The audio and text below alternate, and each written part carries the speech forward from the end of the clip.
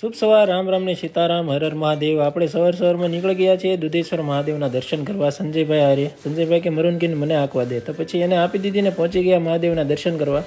શાંતિપૂર્ણ મહાદેવના દર્શન કરી લીધા. સરસ એવા મસ્ત મજાના દર્શન કરીને પછી ત્યાં એક બાપુ રહે છે જે 108 મૂર્તિઓ બનાવીને પછી તેની પૂજા કરે છે. શ્રાવણ મહિના, આખો શ્રાવણ મહિનો સેવા એવી સારી એવી કરે છે અને મસ્ત ભક્તિ કરે છે. પછી ત્યાંથી આવી ગયા આપણે મિત્રની દુકાને, તો મસ્ત એવી લીંબુ સોડા પાઈ દીધી એણે. ત્યાં આવી ગયા વિક્રમભાઈનો ફોન, કે એવો ડેમમાં કે ભેહું સારવા. ત્યાં આપણે લડતા પડતા આપણે નીકળી ગયા ભેહું સારવા. ભેહું હાંકી મૂકીને પછી થઈ ગયો રોંઢાનો ટાઈમ, એટલે મિત્રો ગોવાળો જોડે આપણે બેસી ગયા ભોજન કરવા. સરસ એવું મસ્ત વાતાવરણ હતું, ઠંડુ ઠંડુ, અને ગોવાળો બધા ટિફિન ખોલીને બેસી ગયા.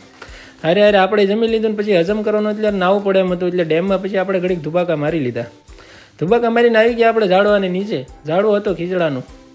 પછી ત્યાં મિત્રએ કર્યો ચૂલો ચાલુ કર્યો અને એ મીણ્યો કટિંગ કરવા. શેત્રુજીનું પાણી હો ભાઈ, કાંઈ ઘટે નહીં એમાં કટિંગ કરીને પછી બનાવી મેગી. ભાઈ મેગી કમ્પ્લીટ થઈ ગઈ.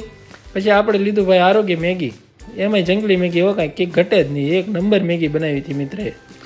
પછી ટાઈમ થઈ ગયો, સાંજ પડી ગઈ, એટલે મિત્ર કે હાલો હવે ભેહું લઈને નીકળી જાય ઘર તરફ નીકળી ગયા અમે. તો મસ્ત ભેહું ચરતી પછી અમે આવી ગયા ઘરે. ટાઈમે ઘરે આવી ગયા તો વરસાદ ચાલુ થઈ ગયો હતો. રામ રામ ને સીતારામ. લાઈક શેર કરવાનું ભૂલતા નહીં. જય માતા.